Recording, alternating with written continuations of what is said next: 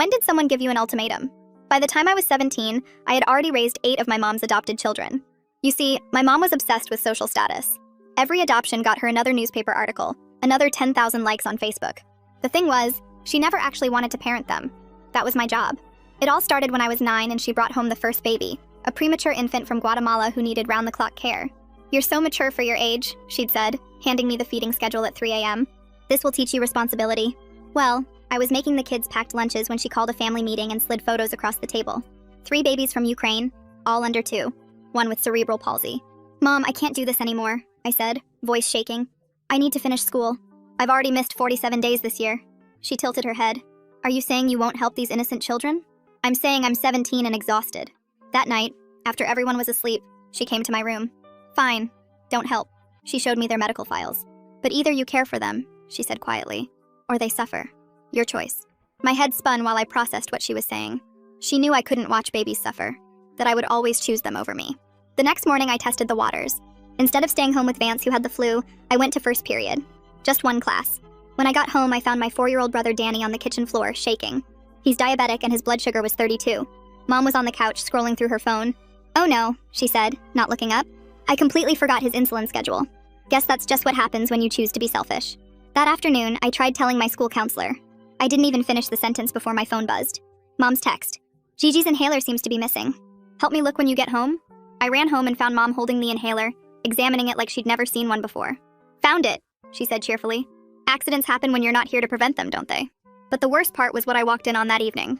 Mom had all the kids who could talk sitting in a circle. "Remember," she was saying in her sweet voice, "if anyone ever asks, I'm the best mommy ever. Because if you say anything else, they'll take you away and you'll never see each other again."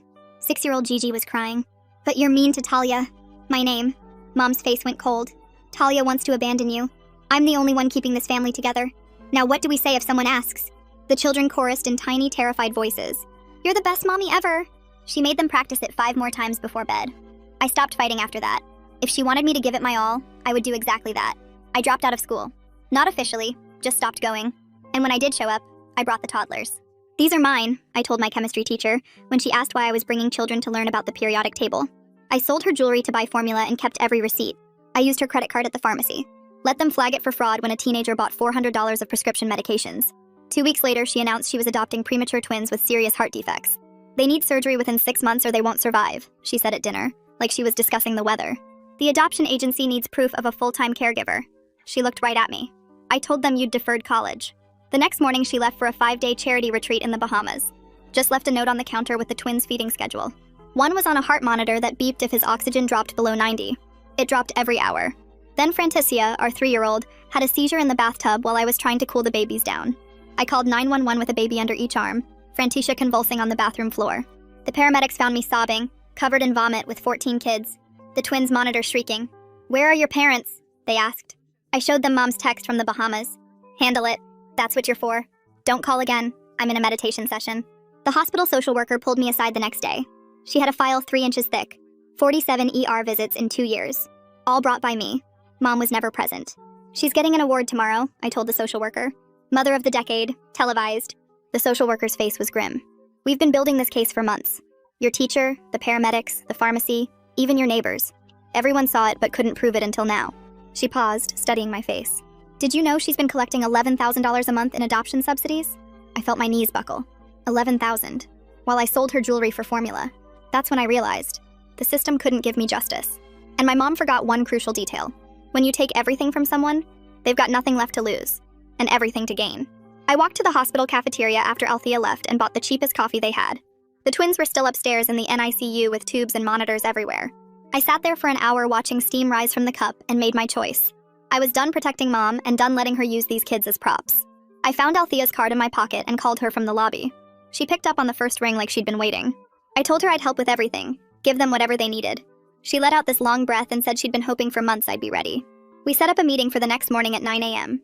That night I couldn't sleep, so I pulled out the old shoebox from under my bed where I'd been keeping things. Every receipt from when I sold Mom's jewelry for formula was there. Every text she sent from vacation while kids were sick. Every photo I took at the hospital alone with crying babies. My hands shook as I sorted them into piles by date. 3 years of proof that she'd abandoned us over and over. I made copies on the printer and put the originals in a plastic bag. The next morning I got the older kids breakfast and told them I had a doctor's appointment. I met Althea in the same hospital conference room, and she had someone new with her. Fletcher Kent from CPS shook my hand and started asking about each kid's medical needs. He had a notebook and wrote down everything about Danny's diabetes and Gigi's asthma and the twins' heart problems. He wanted to know exact medication schedules and which hospitals we'd been to. Fletcher explained that even with the twins in critical condition, they needed more to move fast. Mom's public image was too strong and she had too many supporters. The system moved slow unless they had something nobody could argue with. I pulled out my phone and started showing them everything. Photos of me alone at every appointment with timestamps showing Mom was posting from beaches. Screenshots of her texts telling me to handle emergencies while she was at parties. Videos I'd taken of the younger kids crying and begging for food while she was gone. Fletcher's face got darker with each thing he looked at. He asked if he could make copies and I handed him the phone. After the meeting, I walked to Minnie's house next door. She'd lived there 20 years and seen everything. I asked if she'd be willing to be an emergency contact for the kids. She didn't even hesitate before saying yes. She told me she'd been watching ambulances pull up to our house for years and wondering when someone would do something. 2 days later, Mom came home early from the Bahamas with shopping bags from the duty-free store. She had that fake sweet voice she used after she'd been gone too long. She kept touching my shoulder and playing with my hair and promising we'd go somewhere nice after her award ceremony next week.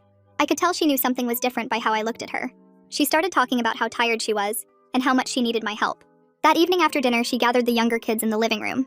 I stood in the kitchen doorway with my phone recording behind my back. She made them sit in a circle and practice what to say if anyone asked about our family. They had to repeat that Mommy takes such good care of them over and over. Gigi started crying because she didn't want to lie. Mom's voice got cold and she said Gigi might have to go live somewhere else if she couldn't remember her lines. The other kids got scared and started saying it louder. She made them practice for 30 minutes until they all said it perfectly with big smiles. The next day, I went to the school for the first time in 2 weeks. I found Dean McCormick in his chemistry classroom during lunch. I asked if he'd write down everything about the times I brought toddlers to his class. He said he'd already been keeping notes because he was worried about me. He showed me a folder with dates of every absence and photos he'd taken of me doing homework with babies on my lap. He said he'd write whatever statement I needed and had been waiting for someone to ask. My whole body felt lighter walking out of his classroom. People were finally seeing what had been happening. The evidence was everywhere and I wasn't crazy or alone. Mom had been so careful about her image, but she forgot that other people had eyes. They saw me at the pharmacy buying hundreds of dollars of medicine. They saw me at the food bank with a wagon full of kids. They saw the ambulances and the police and me carrying sick babies to the ER at 3 in the morning. Fletcher called that afternoon to say they were building the case, but it would take time. The wheels were turning, but the system moved like it was stuck in mud. Meanwhile, the twins needed surgery soon, and Mom was planning her big award ceremony like nothing was wrong. I knew this was just the beginning of a long fight, but at least I wasn't fighting alone anymore. The next morning, I walked straight to the counselor's office at the school before first period. Charity Neely looked up from her computer when I knocked on her doorframe. She waved me in and closed the door behind me. I sat in the chair across from her desk while she pulled out a thick folder with my name on it. She opened it and spread papers across her desk. Each page had dates and times written in her neat handwriting. She showed me attendance records going back 3 years. Red marks covered almost half the days. She had notes about every time I fell asleep in class, every test I missed, every assignment turned in late with baby's handprints on the edges. She'd been tracking everything since freshman year. She pointed to a column where she'd written the reasons I gave for each absence. Medical emergency, hospital visit, sick sibling, doctor appointment. The pattern was obvious when you saw it all together. She told me she'd been worried about me for years but couldn't prove anything until now.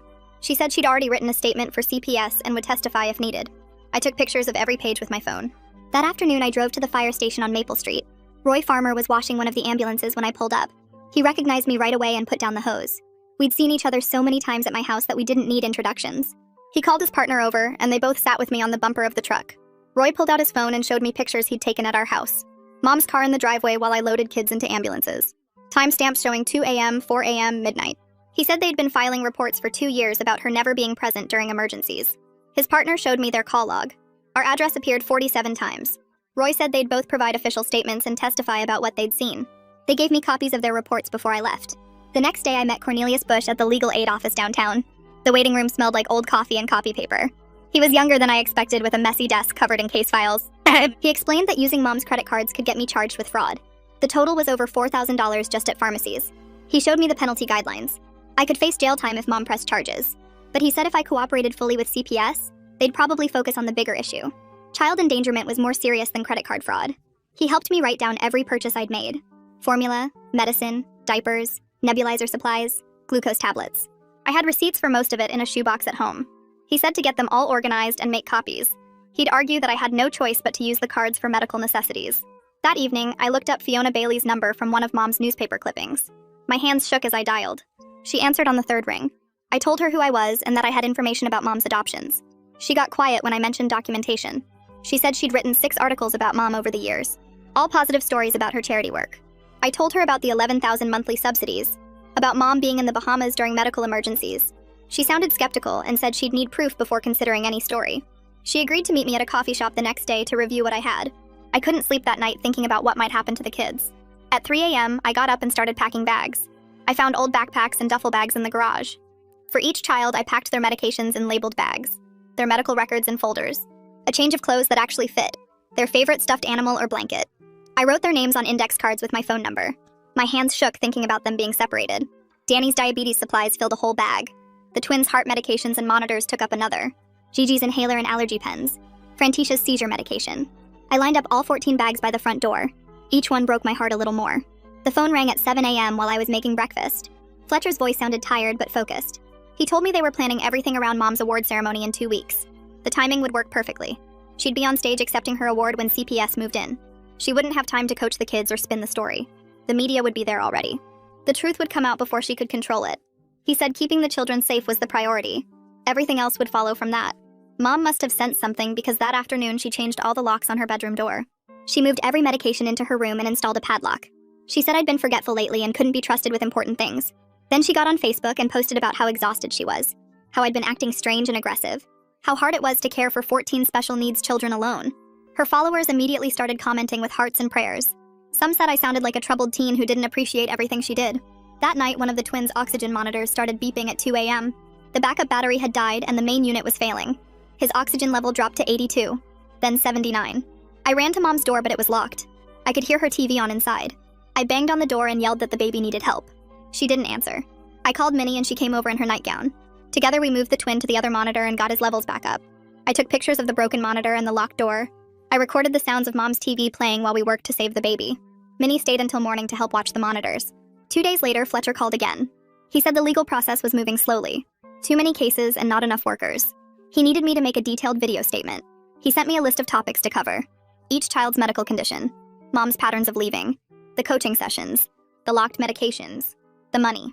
I spent 3 hours that night talking to my phone camera. I went through every child's needs, every hospital visit, every time Mom left us alone, every threat she made, every time she chose Facebook over feeding schedules.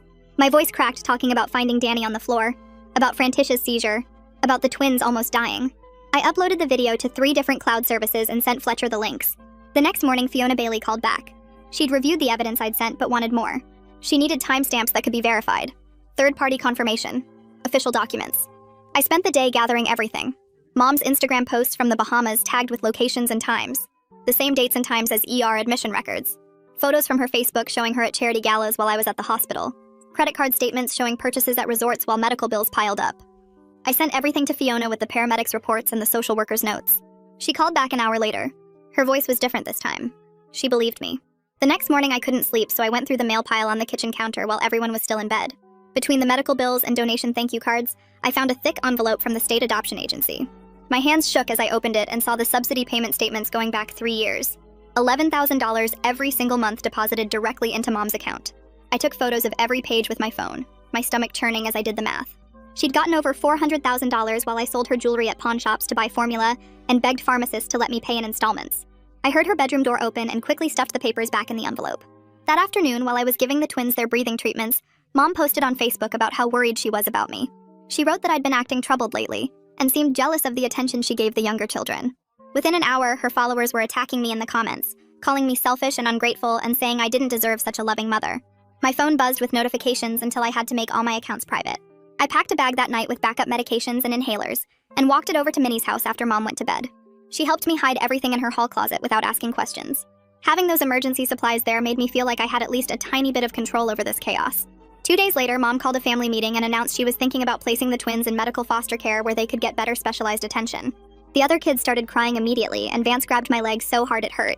I told them I wouldn't let anyone split them up even though I had no idea how I'd stop it. Mom smiled at me over their heads like she'd won something. Cornelius Bush from Legal Aid called me the next morning and said we needed to talk about the credit card charges. He warned me I could face serious charges for fraud, but said if I was completely transparent about everything it would help. We spent 3 hours creating a spreadsheet showing every single purchase with receipts proving it all went to the children's medical needs. He said the restitution plan would show the court I wasn't trying to steal anything. I went to the CPS office that afternoon and spent 4 hours writing out a formal sworn statement. I included every date and time I could remember, names of all the witnesses who'd seen things and details about each child's medical conditions. Fletcher read through it as I wrote and said it was the most detailed report he'd ever seen. He said it would definitely help expedite the case through the system. 3 days later, Mom staged another charity photo op in our front yard with a photographer from the local paper. I stood in the doorway with my phone recording as she posed with the kids for 20 minutes. The second the photographer left, she pulled out her phone and started scrolling while Danny sat on the grass next to her. I kept filming as his hands started shaking and he told her he felt funny. She didn't even look up until the photographer came back for his lens cap and pointed out that Danny looked sick. When I reviewed the footage that night, it looked bad, but any decent lawyer could explain it away. She'd just say she was tired from caring for so many kids, or that she was checking their medical schedules on her phone. I needed something absolutely undeniable that couldn't be twisted or explained. Then I remembered we had a shared family account for tracking our phones in case someone got lost. I logged in and pulled up Mom's location history for the past year. My heart raced as I matched the timestamps to my calendar. She was in the Bahamas during 5 different ER visits, at a spa during Danny's diabetic crisis, at parties and restaurants during 8 other medical emergencies. Every timestamp matched perfectly with the hospital admission records I'd been keeping. I screenshot everything and sent it to Fletcher and Fiona immediately. The next morning, Minnie came over with a folder and said she wanted to help. Inside was a notarized statement she'd written about everything she'd witnessed over the past 2 years. She described hearing the children being coached through our shared wall and seeing ambulances at our house at least twice a week. She'd documented finding Vance wandering alone in her backyard while Mom's car was clearly in our driveway. She even had dates and times for everything. I hugged her and cried for the first time in weeks. The next day, Dean called me to his classroom after school and handed me a thick manila folder. Inside were copies of every absence slip, every tardy notice, and photos he'd taken with his phone of me sleeping at my desk with Gigi on my lap. Charity was already there with her own stack of papers, showing the 47 days I'd missed just this year, plus all the times I'd brought toddlers to the school. They'd been working together for weeks, creating a timeline that matched perfectly with the hospital records I'd given Fletcher. Dean showed me pictures on his phone from 3 months ago when I'd brought Danny to chemistry class because his blood sugar was unstable. The timestamp on one photo showed me checking his levels while other students were doing a lab experiment. Charity had written notes in the margins of attendance records about finding me in the bathroom trying to calm Vance down during his asthma attack. She'd documented everything, even the time she found me changing one of the twins' diapers in the counseling office because I couldn't leave them alone at home. They made copies of everything and said they'd send it directly to Fletcher and the judge handling the case. My phone rang while I was walking home and it was Althea, sounding frustrated. The hospital's lawyers were reviewing her statement, but they wanted to remove certain details about specific medical incidents because of privacy laws. She said this could push back the emergency hearing by at least a week, maybe more. The legal department was worried about liability if they released too much information without proper court orders. I could hear papers shuffling in the background as she explained that even though I was the one who brought the kids in, Mom was still their legal guardian on paper. They needed special permission to release full medical records, and that meant more paperwork, more waiting, more time for the kids to suffer. When I got home, Mom was sitting at the kitchen table with all the receipts I'd hidden spread out in front of her. She didn't yell or scream, just looked at me with this cold expression and reminded me the award ceremony was in 4 days. Her voice stayed quiet and calm as she explained exactly what would happen if I embarrassed her in any way. She'd already talked to lawyers about getting a restraining order against me for theft and fraud. She had the credit card statements showing thousands in charges I'd made. She said the judge would believe a mother trying to protect her children from a troubled teenager who stole from her own family. If I ruined her moment, she'd make sure I never saw any of the kids again, not even supervised visits. She'd tell them I abandoned them, that I never really loved them, that I was just using them for attention. The next morning I went to the electronics store and bought a cheap prepaid phone with cash I'd been saving from returning bottles and cans. I spent hours uploading every photo, every video, every screenshot to 3 different cloud accounts. I created new email addresses and shared the passwords with Althea and Fletcher, writing them down on paper too in case something happened to the digital copies. If Mom took my regular phone or tried to delete anything, copies would exist in places she couldn't reach. I even mailed a USB drive to Cornelius's office with everything backed up, just to be safe. 2 days later, CPS called to schedule a home visit for the next afternoon. Mom went into overdrive, turning our chaotic house into something from a magazine. She scrubbed every surface, organized all the medical supplies into labeled bins, and hung up drawings the kids had made. She spent 3 hours coaching them on what to say, making them practice their answers over and over. I watched her threaten to take away Gigi's favorite stuffed animal if she didn't smile enough. She told Danny that if he mentioned being hungry or sick, she'd blame it on me and I'd go to jail. While she was drilling the kids in the living room, I snuck into my room and grabbed the baby monitor we used for the twins. I hid the parent unit behind some books on the shelf, positioning it to catch audio from where the social worker would probably sit. The next day when the caseworker arrived, the house looked perfect, and the kids performed exactly as trained. They smiled and said Mom was wonderful, that she took such good care of them. The caseworker, a tired-looking woman with a clipboard, asked them specific questions about their medical care. Danny recited his lines about Mom always remembering his insulin, even though his hands were shaking slightly from low blood sugar right then. The baby monitor picked up some of the audio but missed important visual cues like Mom pinching Vance behind his back when he started to say something off script. The caseworker seemed suspicious, writing lots of notes and asking follow-up questions Mom hadn't prepared them for. But without seeing the coaching or threats, she didn't have enough to remove the kids immediately. After she left, Mom celebrated by ordering pizza and letting the kids watch a movie. 2 hours later, Danny collapsed in the hallway. His blood sugar had dropped to 28 and he was barely conscious. I grabbed the glucose tablets from my emergency stash and got 3 into his mouth while checking his levels again. I took photos of the meter showing the dangerous readings, then gave him juice and crackers while documenting everything in the medical log I'd been keeping. Mom was in her room on the phone, telling someone about how well the home visit went. I handled the whole crisis alone, the way I'd handled hundreds before, my body moving automatically through the steps I'd memorized years ago. The next morning, Cornelius called to say he'd filed for an emergency protective order on my behalf. He argued that Mom's threats about keeping me from the kids constituted witness intimidation since I was cooperating with an active investigation. The judge agreed and granted a temporary order that specifically said Mom couldn't prevent me from accessing the children or their medical care. It was supposed to protect me and ensure the kids got the help they needed. That night at 2 a.m., I woke up to my phone buzzing with texts from Mom saying she was sorry, but the door was locked and she couldn't find her keys. I ran downstairs to find myself locked out, all the kids inside and Mom's face in the window with a small smile. She mouthed the word oops and walked away. I called the police and showed them the protective order on my phone. 2 officers showed up 20 minutes later, but Mom answered the door in her pajamas, acting confused and concerned. She said it was all a misunderstanding, that the lock was broken and she'd been trying to fix it. The officers did a quick welfare check on the kids, who were all asleep, and told me this was a civil matter, a family dispute they couldn't get involved in. They left me standing on the porch at 2:45 a.m. with no way to get inside. I sat on the porch steps and called Fletcher over and over, leaving voicemails about hearing the twins' oxygen monitors going off inside. I could hear the beeping through the window, that familiar sound that meant their levels were dropping. Fletcher finally answered at 5 a.m., sounding exhausted but concerned. He promised to expedite everything he could but said no judge would review emergency orders until regular business hours. He told me to document everything, to record what I could hear, to take pictures of myself locked out. So I sat there on the cold porch, recording the sounds of medical alarms inside my own home, while the kids I'd raised were in danger, and I couldn't do anything to help them. The sun came up around 6, and Mom finally opened the door, acting surprised to see me there. She said the lock must have fixed itself, and went back inside while I rushed to check on the twins whose oxygen levels were dangerously low. I got them stabilized and fed all the kids breakfast while Mom stayed in her room posting on social media about how hard it was being a single mother. Later that morning, my phone buzzed with a link from Minnie, and I clicked it to find an article by Fiona Bailey questioning how charity organizations vetted their award recipients. She didn't name Mom directly, but included details about adoption subsidies and medical emergencies that could only be our situation. The comments section was already exploding with people arguing about whether this was about Mom or not. Some defended her as a saint, while others started connecting dots from her social media posts that didn't match up. I screenshot everything before Mom could see it, and kept making lunches while my phone kept buzzing with notifications. Fletcher called me an hour later while I was changing diapers and his voice was excited. The FOIA request had come through confirming Mom received the full $11,000 monthly in adoption subsidies. Fiona's sources at the state agency had verified it independently, making this undeniable public record now. I nearly dropped the phone when he told me the total amount she'd collected over 8 years was almost $1 million. He said Jeremy Wolf, the CPS supervisor, had reviewed everything and was authorizing an emergency removal plan that just needed a judge's signature. They'd never seen such comprehensive documentation, and the children were clearly in immediate danger based on the medical records alone. I hung up and saw Mom watching me from the doorway with that cold smile. That afternoon, she gathered all the kids in the living room and announced she'd be live streaming from the award ceremony with everyone present. She called it a celebration of family and said we'd show the world what real love looked like. The younger kids clapped because she'd promised them ice cream, but I saw how she was positioning herself as a victim of jealous attacks online.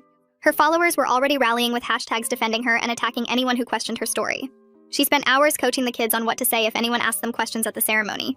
2 nights before the ceremony, I knew it might be my last chance with all the kids together. After Mom went to bed, I gathered them in my room and taught the older ones our emergency code word, which was butterfly. If I said butterfly, it meant they needed to stay calm and trust that everything would be okay, even if scary things happened. I packed their go bags with their favorite stuffed animals and the blankets that smelled like home. Danny clutched his dinosaur and asked if we were going somewhere, and I told him maybe, but I'd always love him no matter what. The next morning, Mom cornered me in the kitchen and offered me a spot on stage at the ceremony if I would smile and support the family. The manipulation was so obvious now after everything I'd documented and learned. I told her I'd think about it while secretly texting Fletcher to confirm the removal timeline was still on track. He said everything was set, and Judge Melody Painter had agreed to review the case. That afternoon, Charity Neely stopped by with paperwork about getting my GED and mentioned programs for youth aging out of care.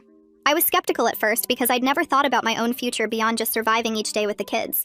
She showed me how I could take classes online and still work while getting my diploma. Mom saw her car in the driveway and came out acting sweet, asking what brought her by.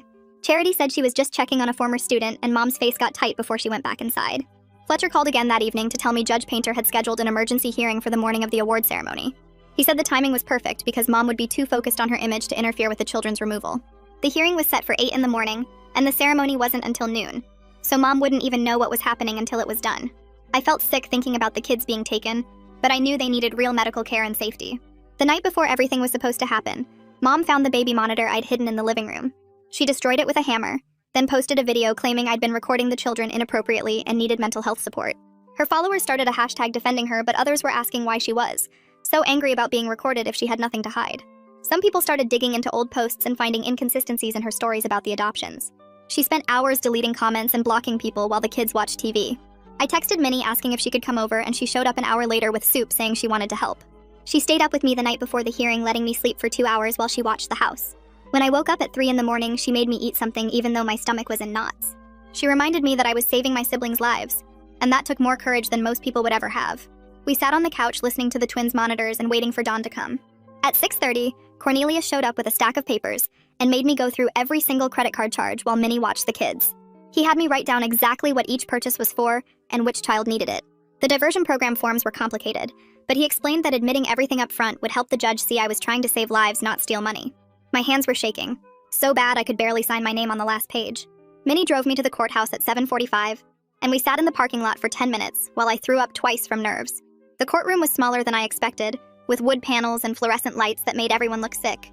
Mom wasn't there yet, but her lawyer was already setting up folders at their table. Fletcher waved me over to sit behind him and showed me the order of how things would go. When Judge Painter came in, she looked exactly like her photo online, except older and more tired. She asked me to come to the witness stand, and I had to put my hand on the Bible, even though my palm was so sweaty it left a mark. For 2 hours, she asked me about every single child and their medical needs, and I knew all the answers without even thinking. I told her about Danny's insulin schedule and Gigi's inhaler and the twins' heart monitors and Frantisha's seizure medication. My voice cracked when I described finding Danny on the floor with his blood sugar at 32, but I kept going. I explained about the coaching sessions where Mom made them practice saying she was the best mommy ever. Fletcher stood up next and started pulling out evidence like a magician doing tricks. He had photos of me at the hospital at 3 in the morning with babies in my arms. He showed texts from Mom in the Bahamas telling me to handle everything myself. The medical records made a stack so high it wobbled when he set it on the judge's desk. He read statements from Roy and Dean and Charity about seeing me miss school to care for sick kids. Even Mom's lawyer looked uncomfortable when Fletcher showed the location data proving Mom was at spas during medical emergencies. Judge Painter's face got harder with each piece of evidence until she looked ready to explode. She didn't even wait for closing arguments before announcing her decision. Every single child would be placed on 72-hour medical hold starting immediately. She ordered emergency placement in homes with medical training and froze Mom's access completely pending investigation. Mom walked in right as the judge was signing the orders, and her face went white, then red, then back to white. She kept her smile though and walked straight to me, whispering that I'd destroyed our family. Her breath smelled like coffee and mint gum, and her fingers dug into my arm hard enough to leave marks. Outside the courthouse, she was already on her phone telling someone the children were just getting routine medical evaluations. She told 3 different reporters it was all a misunderstanding, and she was cooperating fully with authorities. Her ability to lie without blinking was amazing to watch even after everything. The removal started at noon, and it was worse than I imagined. CPS workers and police officers filled our house while the kids cried and grabbed at me. They divided them by medical needs, with the twins going to one specialized home and the others split between 2 more. Danny wouldn't let go of my leg until a worker gently pulled him away and promised he could keep his dinosaur. I rode in a separate van, watching through the back window as my siblings were driven away in different directions. At the award ceremony 3 hours later, Mom showed up in a designer dress acting like nothing happened. Fiona caught her on the red carpet asking about reports of children being removed from her home. Mom laughed and said it was just routine medical checkups that got blown out of proportion by people jealous of her success. But when Fiona asked follow-up questions, Mom's answers started contradicting each other. Other reporters smelled blood in the water and started pressing harder about the removal orders. Mom kept smiling, but you could see cracks forming in her perfect image. That night, a counselor met me at a youth transitional program with intake forms to fill out. The room had 2 beds and a dresser and smelled like industrial cleaner and old carpet. I sat on the thin mattress filling out paperwork about my medical history and emergency contacts while feeling completely numb. The counselor asked if I needed anything, and I couldn't even think of an answer. She left a folder with program rules and meal times and told me someone would check on me in the morning. I lay on the bed staring at the ceiling, knowing the kids were scared and separated, but finally getting real medical care. The next day, Cornelius called to say he'd worked out a diversion deal where I'd do community service and pay restitution instead of facing charges. The relief hit me so hard, I had to sit down on the floor of my tiny room. He said the judge understood I was trying to save lives, and the prosecution agreed not to pursue criminal charges if I completed the program. Over the next week, the hospital exams happened, and the results were exactly what we expected. Every single child showed signs of medical neglect, from missed medications to untreated conditions. The twins were scheduled for emergency heart surgery within days of removal. The documentation was so clear that even Mom's expensive lawyer couldn't explain it away. Mom's response was to go nuclear on social media the very next morning.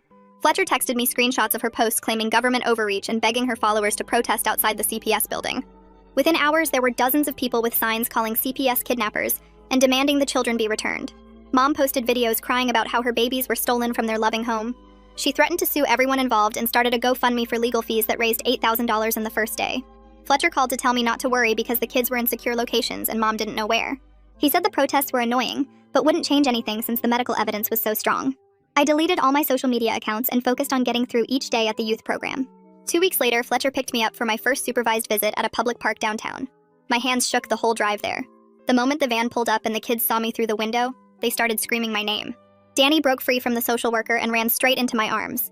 Gigi and the others piled on top of us in a giant hug that knocked me onto the grass. I'd brought a backpack full of their favorite snacks, plus the medical charts I'd kept for years showing every medication schedule and doctor visit. The social worker let me give each kid their special treat while we sat on a picnic blanket. Danny's blood sugar was perfect and his cheeks had color for the first time in months. The twins looked bigger already and their breathing sounded clear. We played tag and pushed them on swings, and for 1 hour everything felt almost normal. When it was time to leave, Gigi grabbed my leg and wouldn't let go until I promised I'd see them again soon. Fletcher explained in the car afterward that CPS had found 2 specialized foster homes with medical training. The twins were placed together with a retired pediatric nurse who had experience with heart conditions. The other kids went to a couple who'd fostered medically complex children for 15 years. No relatives could take them since Mom was an only child and had cut off her parents years ago. The foster families seemed to really care based on the reports Fletcher showed me. They'd already scheduled all the missed doctor appointments and gotten the kids into therapy. A month later, I sat in a courtroom for the preliminary hearing wearing the only nice outfit the youth program had. Judge Painter reviewed the evidence for over an hour, while Mom sat at the defendant's table in a designer suit. The judge ordered Mom to undergo psychological evaluation and complete parenting classes before any reunification could be considered. She froze the adoption subsidies pending full review of how the money was spent. Mom would get supervised visits every other week for 2 hours at the CPS office.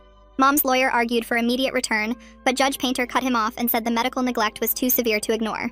I started GED classes the next week in a small classroom with 5 other kids from the youth program. The teacher was patient when I struggled to focus after months of no school. I also picked up shifts in the hospital cafeteria where this whole thing started. The work was hard and the pay was terrible, but it was honest money that I earned myself. I saved every dollar I could in an envelope under my mattress. Seeing the NICU through the cafeteria windows made me think of the twins, but at least now they were getting real care. Fiona published another article focusing on the kids' medical needs and the foster family's expenses. She interviewed the foster parents who talked about the specialized equipment and medications required. Within days, donations started pouring in for medical supplies and therapy costs. People sent toys and clothes and gift cards for the foster families. Part of me felt weird about strangers caring so much, but mostly I was grateful the kids were getting what they needed. 3 months after that first night in the hospital, I moved into a transitional apartment with help from a housing program. It was just a studio with a tiny kitchen, but it was mine. I started therapy twice a week with a counselor who specialized in family trauma. She taught me to use words like abuse and exploitation instead of making excuses for what Mom did.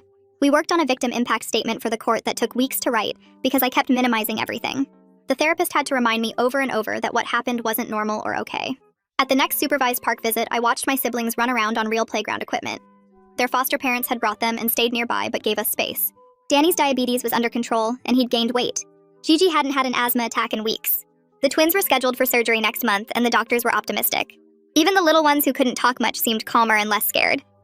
I pushed them on swings and helped them climb the jungle gym and promised quietly that I'd keep showing up no matter what. For the first time in 8 years, I actually believed things might work out. And that's it, folks. Another shining example of me talking too much. Subscribe if you're brave enough for more of it.